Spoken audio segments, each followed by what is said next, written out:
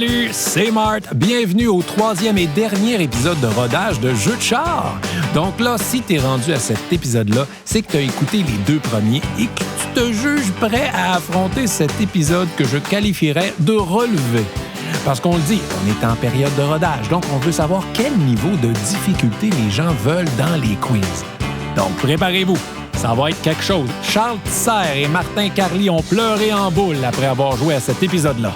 Donc attache-toi, garde les yeux sur la route, puis laisse-moi m'occuper du reste. C'est bon, on part!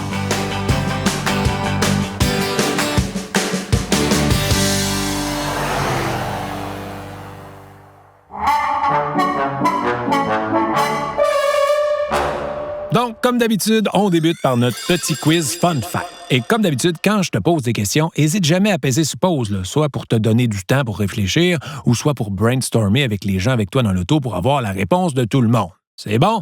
Bonne chance! Je vous le dis, c'est des questions un peu plus difficiles aujourd'hui. Première question. Dis-moi à la minute près, combien de temps un escargot mettrait-il pour faire le tour de la Terre en moonwalk? Pas facile, hein? Ben non, c'est une blague, ça sera pas si dur que ça non plus.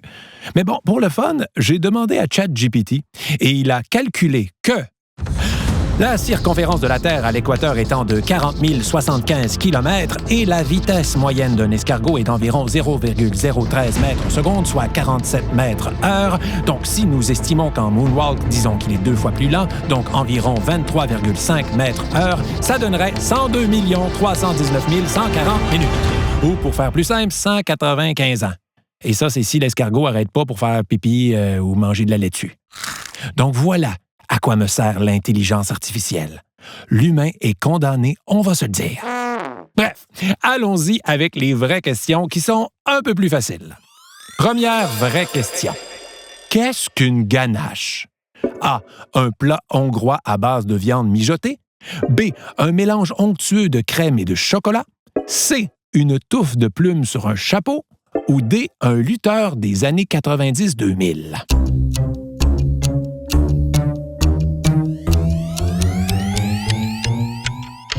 La réponse, c'est B, un mélange onctueux de crème et de chocolat. Le plat hongrois à base de viande, c'est un goulash. La touffe de plumes sur un chapeau, c'est un panache. Et l'ancien lutteur des années 90-2000, c'est Kevin Nash. Donc voilà, vous l'aurez appris ici. Prochaine question. Combien de temps faut-il en moyenne à une dent pour se dissoudre dans du Coca-Cola? A. 2 heures. B. 1 journée. C. 7 jours. D. Peu importe, le fait d'apprendre qu'une dent peut se dissoudre dans du Coca-Cola me perturbe trop en ce moment pour répondre.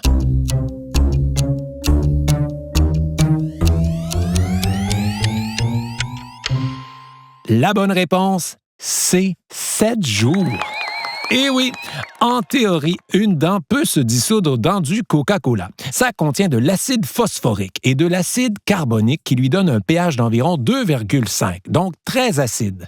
Une dent laissée en continu dans du Coca-Cola pourrait commencer à se ramollir ou se déminéraliser après 7 jours. Mais pour qu'elle se dissoude complètement, on parle plutôt de 3 semaines.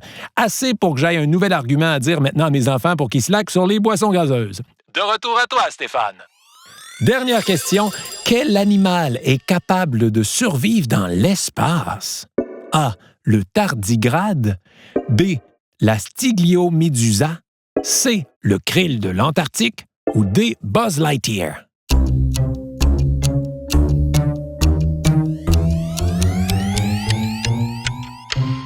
La réponse A. Le tardigrade.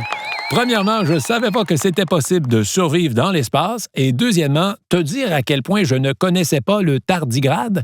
Et je vous le dis, vous voulez le googler. C'est comme un mini hippopotame de 1 mm de long, mais avec un anus à la place de la face. Non, croyez-moi, googlez. Le tardigrade, c'est un animal extrémophile. Ça veut pas dire qu'il capote sur le BMX puis le skate, là, c'est-à-dire qu'il peut survivre dans des environnements extrêmes, comme l'espace, en mettant son organisme en pause, comme s'il appuyait sur un bouton off. C'est fou! Comme dirait Charles Tisser, c'est fascinant! Il se met en mode veille, comme certaines personnes que j'ai eues comme copilote pour faire de la route. J'espère que c'est pas ton cas. Puis si c'est le cas, ben courage, je suis là pour toi. Puis si tu as aimé ce genre de questions-là, ou quand tu apprends la réponse, tu fais « Oh, ouais! » Ben tu vas adorer le prochain bloc. Ce segment a été présenté par Tréma Café, du café latte frette en canette fait au Québec.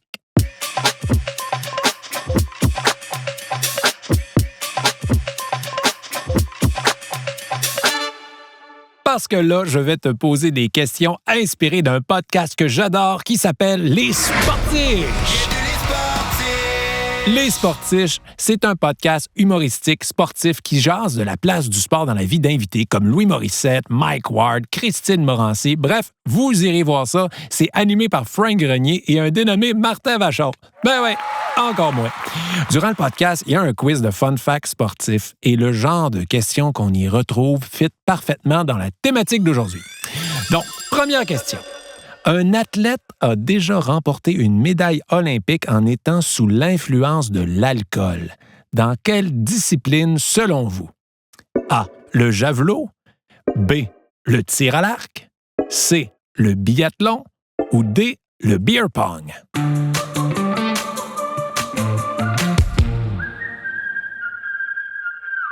Eh bien, la réponse est B. Le tir à l'arc. Oui, Jim Thorpe, un des plus grands athlètes américains, a remporté la médaille d'or aux Jeux olympiques de 1912 en décathlon et pentathlon. Mais il a admis après coup avoir bu quelques verres avant de participer à sa compétition de tir à l'arc. Et on s'entend que quelques verres en 1912, où la modération était peut-être pas la même affaire qu'aujourd'hui, pas mal sûr que ça a dû se passer comme je vois deux cibles, je vais choisir une des deux. Mais tu sais, en même temps, je le comprends, je suis toujours meilleur au dard ou au pool quand je suis un peu feeling. Tu sais, la seule partie parfaite que j'ai faite au quai, j'étais très feeling. Et oui, je voulais juste brag que j'ai déjà fait une partie parfaite au quai. Merci. OK, on enchaîne. Prochaine question. En 1974, le DG des Sabres de Buffalo a fait un choix controversé en 11e ronde en sélectionnant le Japonais Taro Tsujimoto. Pourquoi ce choix était-il controversé? A. Le joueur était en prison à l'époque. B. Le joueur était mort. C. Le joueur n'existait pas. Ou D. Le joueur avait 7 ans.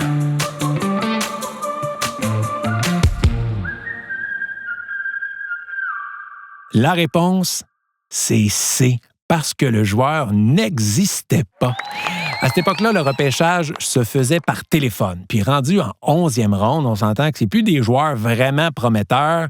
Puis là, le DG des Sabres était tanné, puis il s'emmerdait. Il a donc décidé de faire une joke. Il a annoncé son choix de l'équipe des Katanas de Tokyo de la Ligue japonaise de hockey, Taro Tsujimoto. Et là, tout le monde se demandait, c'est qui ça? Mais c'est juste au camp d'entraînement que les gens se sont rendus compte que ce joueur-là n'existait pas. Donc, le choix a été rayé des livres, mais on voit encore aujourd'hui des fois des partisans des Sabres avec des chandails de Tsujimoto. Quand même une bonne blague. Et probablement un meilleur choix que Philippe Méchard. Je salue ici les fans du Canadien. Dernière question. En 2012, le joueur de football Chris Johnson a été blessé par son propre coéquipier. Comment s'est-il blessé? A. Un plaquage à l'entraînement. B. En tirant au bras de fer. C. À cause d'un câlin. Ou D. En fonçant dans la mascotte de l'équipe.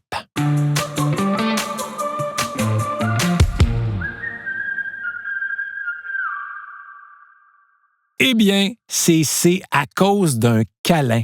Oui, lors d'une célébration après un match, un de ses coéquipiers l'a pris dans ses bras dans une étreinte un peu trop enthousiaste et Chris Johnson s'est retrouvé avec une entorse au genou. Wow!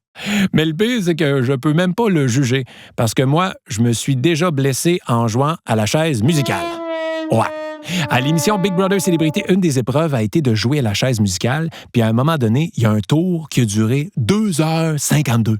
2h52, à tourner en rond, autour des chaises, sans savoir quand la musique allait arrêter. Nous autres, après genre 30 minutes, on était là, OK, bravo la production, hein, ça doit faire genre 30 minutes. Les autres étaient partis dîner, là. Ils savaient que ça allait durer 2h52. Là. Et comment je me suis blessé? Bon, c'est en plus de m'étirer un muscle du mollet à force de tourner dans le même sens, je me suis fendu les doigts. Et là, je le sais que tu te demandes en maudit comment je joue à la chaise musicale. C'est que pour garder le moral pendant 2h52, je dansais sur le rythme de la musique et je faisais ça. J'ai tellement claqué des doigts longtemps que ma peau a fendu. Faut-tu que ça ait duré longtemps pour que la peau ait fendu? Hein? C'est pour ça que je fais jamais l'amour longtemps. Donc, croyez-moi, peu importe où vous vous rendez en ce moment, si jamais vous trouvez le temps long sur la route, dites-vous que ça ne sera jamais aussi long que de jouer à chaise musicale pendant 2h52.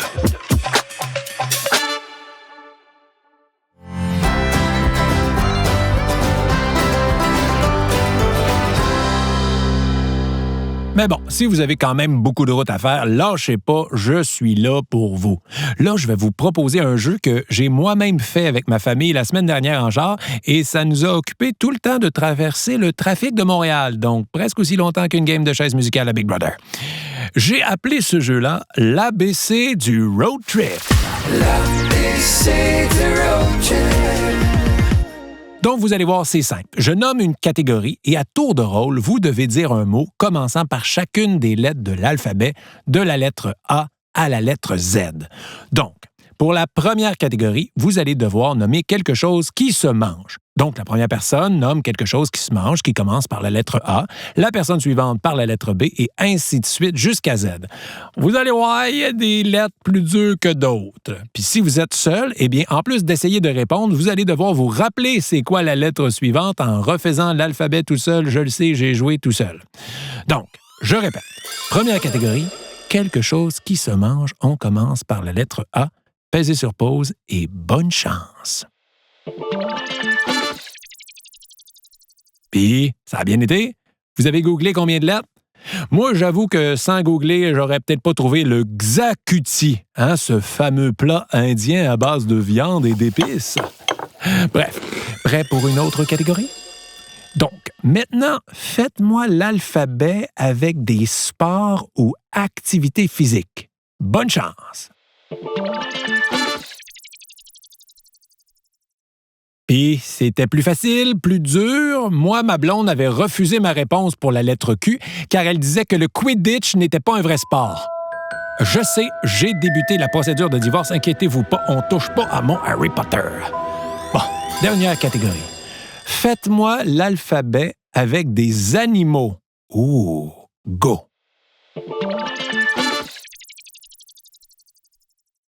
Bon, mais j'espère que vous avez réussi à plugger tardigrade, Puis j'espère que vous l'avez googlé. Sinon, n'oubliez pas de le faire en sortant de la voiture. Je vous le dis, vous vouliez voir ça. C'est mignon comme tout.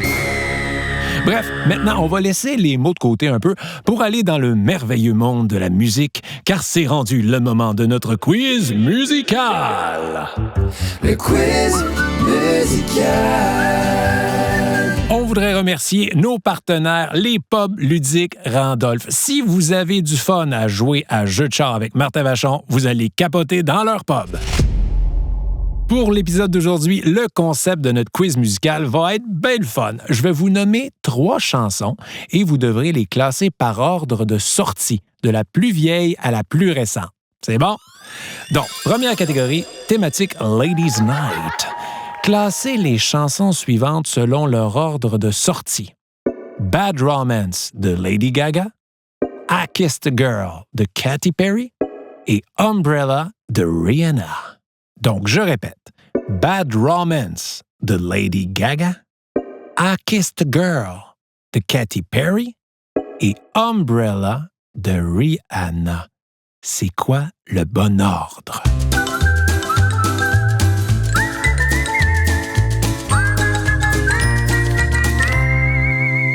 La réponse la plus vieille, Umbrella de Rihanna en 2007. Ouais. Et ensuite, ça a été suivi de I Kissed a Girl de Katy Perry en 2008 et on a terminé avec Bad Romance de Lady Gaga en 2009. C'est cool, hein? Ça fait plonger dans nos souvenirs. On était où quand ces chansons-là jouaient? Prochaine catégorie. Thématique verre d'oreille. Classez les chansons suivantes selon leur ordre de sortie. Toutes les femmes savent danser de Loud. Nous autres de Deux frères et Coton Ouaté de Bleu Jeans Bleu. Je répète. Toutes les femmes savent danser de Loud, Nous autres de Deux frères et Coton ouetté de Bleu Jeans Bleu. Donc, bonne chance et fais-tu frette en coton ouetté.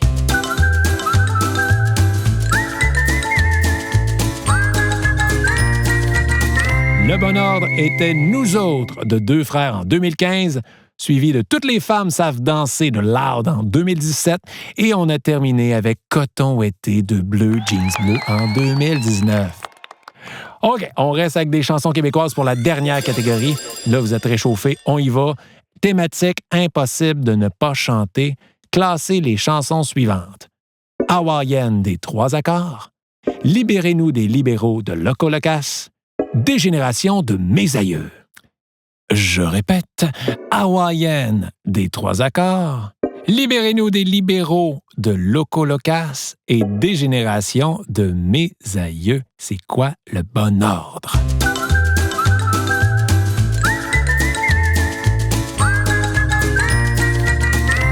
La réponse était déjà en ordre. Hawaïenne en 2003, Libérez-nous des libéraux en 2004 et Dégénération en 2006. J'espère que vous l'avez eu. Moi, ça a été plus dur, parce que ça, ces années-là, j'étais au cégep. Donc, c'est un peu plus flou, ces années-là, pour moi. Ah, l'école de théâtre. Bref, on change-tu un peu les idées avec une petite charade? Ah ouais donc!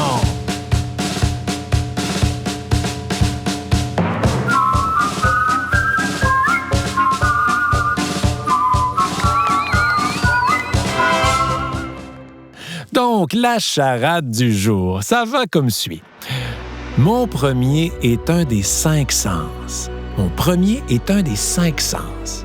Mon second est l'action de quelqu'un qui réfute ce qu'on dit sur lui.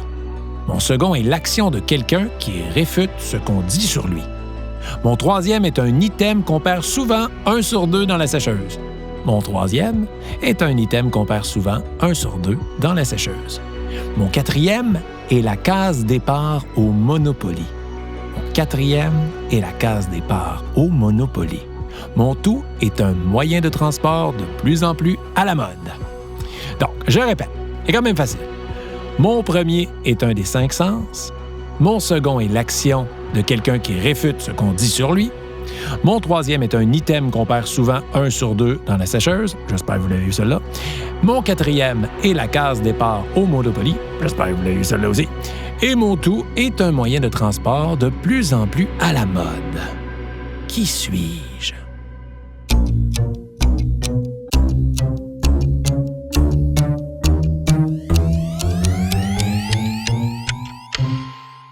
La réponse? Winnebago! Oui, pour le sens, oui. Ni, je nie ce que tu dis sur moi. Bas, c'est ça qu'on perd dans la sécheuse. Puis go, la case départ. Winnebago!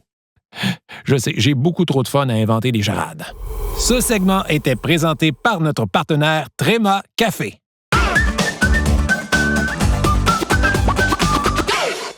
Mais bon, je le sais que je vous demande de réfléchir beaucoup depuis le début de l'épisode, donc c'est le temps de donner une petite pause à votre cerveau et de vous faire de quoi d'un peu niaiseux.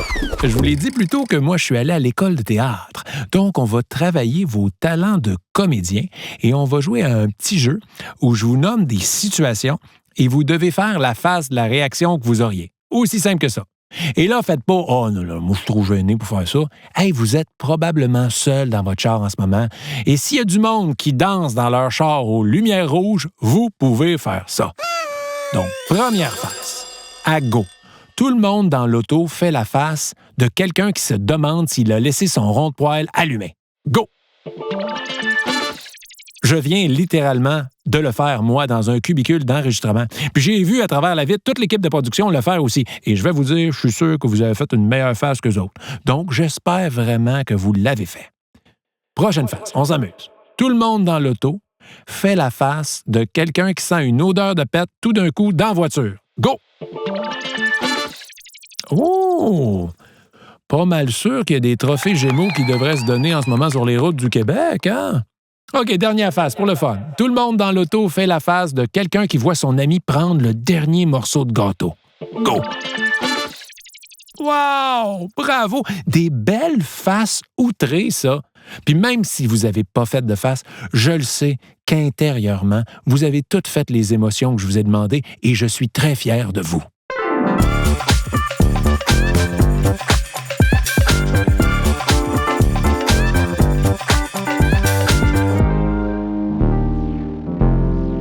OK, maintenant pour le prochain segment, je recommence à tester vos connaissances et on va retourner un peu dans l'univers musical. On va jouer à un jeu où vous allez devoir annoncer en combien de mots vous croyez être en mesure d'identifier la chanson que je vais vous lire les paroles. Ça va être vraiment le fun. Donc, par exemple, je vous demande en combien de mots vous êtes capable d'identifier une chanson des Colocs. Et là, à tour de rôle dans la voiture, les gens misent entre 1 mot et 10 mots. Puis la personne qui aura misé le chiffre le plus bas sera la première à avoir le droit de parole. Par exemple, si la personne a dit 9 mots, mais je vais dire « dans ma petite ville, on était juste 4 000. » Et là, la personne aurait probablement reconnu la rue principale des Colocs. Donc, moi, je vais toujours donner 10 mots. Alors, vous allez avoir une responsabilité. Vous allez devoir peser sur pause après le nombre de mots permis à la personne qui joue. Si jamais la personne a misé 4 mots, bien après 4 mots, vous pesez sur pause. Et si la personne ne sait pas la réponse, mais le joueur qui avait misé le moins de mots ensuite peut essayer de répondre et ainsi de suite jusqu'à ce que quelqu'un trouve une réponse ou que vous avez écouté les 10 mots. C'est bon? Vous allez voir, ça va être simple. Donc, en combien de mots vous pensez être capable d'identifier une chanson des Cowboys fringants? Donc là, passez aux enchères dans la voiture et la personne qui aura misé le moins de mots va obtenir le premier droit de parole.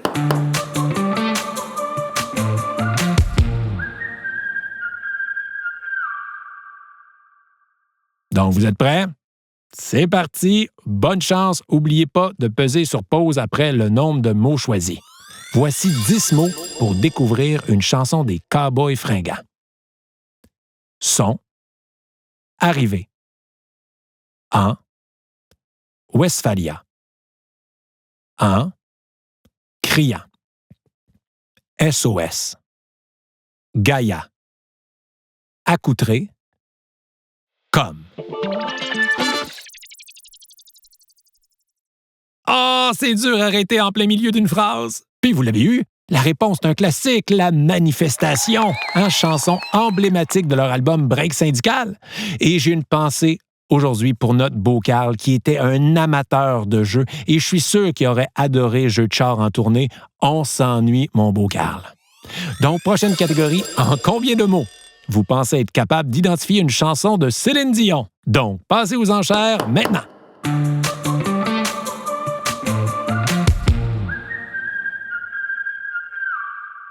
Bonne chance à la personne choisie. Donc, voici 10 mots pour découvrir une chanson de Céline. Every. Night. In. My. Dreams. I.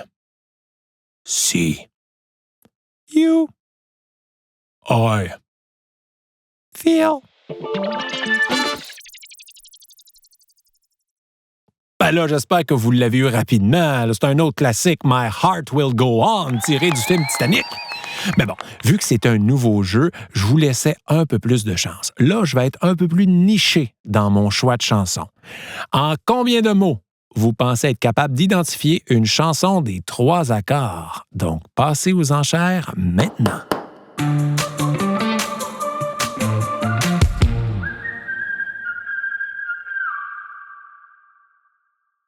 Donc, voici 10 mots pour découvrir une chanson des 3 accords. Bonne chance. Je me suis rasé les aisselles en pensant à toi.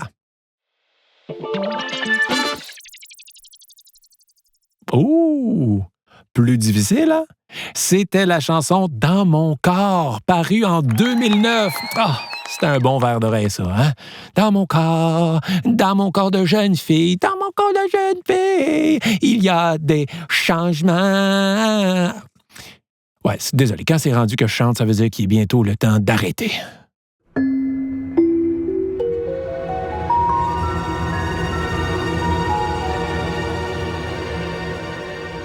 Mais avant d'arrêter, on peut pas passer à côté de la devinette du jour. Je suis un mot de 6 lettres qui compte 5 voyelles. Qui suis-je? Oh, pas facile. Je suis un mot de 6 lettres qui compte 5 voyelles. Qui suis-je? Et il n'y a pas de pogne, là, c'est un vrai mot. Donc, pèse sur pause si tu veux plus de temps pour y réfléchir. Sinon, je te dis la réponse dans 3, 2, 1. Eh bien, la réponse était oiseau.